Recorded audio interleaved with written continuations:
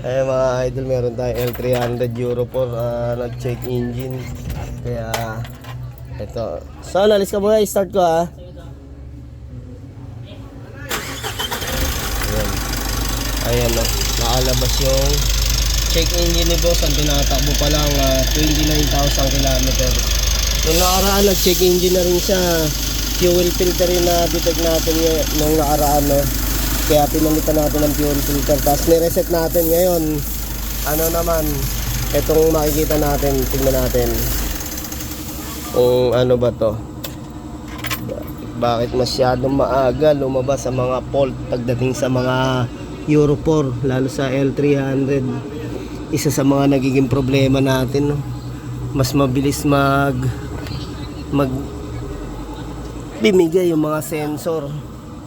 Check engine, yung fuel filter okay lang din naman, kaya lang minsan masyadong maaga pa. Ayan, diagnose natin.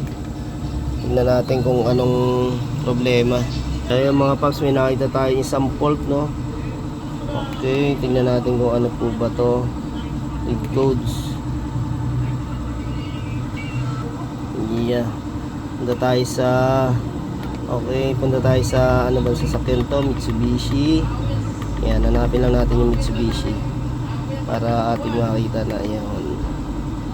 Okay, yan lumabas P1298 ang code, ang fault ng code no. Kailangan natin to tingnan kung ano to.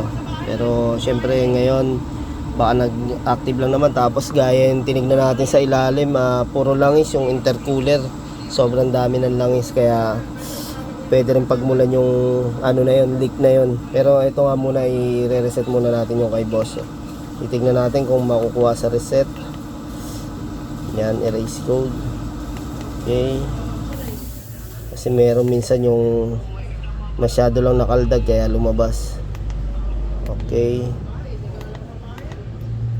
Sige yung mga paps i-start ulit natin para makita natin kung okay na siya. Yan.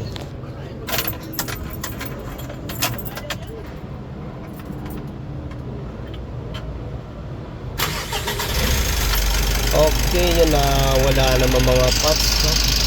Na delete din, okay din siya sa P1298. Ayan, ulitin pa natin, in-off natin baka kasi lumabas pa ulit ano.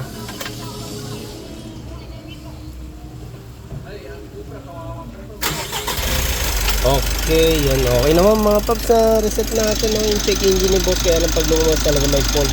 Tapos silipin nga natin yung mga ilalim ni boss, yung nakita natin na sobrang langis ng ano nga niya, yun yun.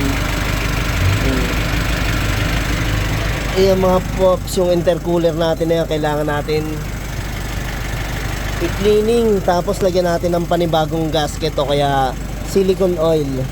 Pwede rin pinagmumulan yan pag singaw na yan. Tapos mga idol, chinension lang natin po namin to no. Gumamit kami ng SK6 ng fully synthetic. Ayan mga paps, so sa halagang 300 per liter po yan, naka fully synthetic na po tayo. Sa 5.5 liters tsaka oil filter labor, binayaran sa atin ni boss dito 2,300. Ayan, 2,300. Ayan, bali kasi ginagamit ni boss dito oil is yung regular lang, kaya in-offer natin yung synthetic na magandang klase rin, kahit hindi naman ganong kataasan ng presyo sa 300 per liter SK6.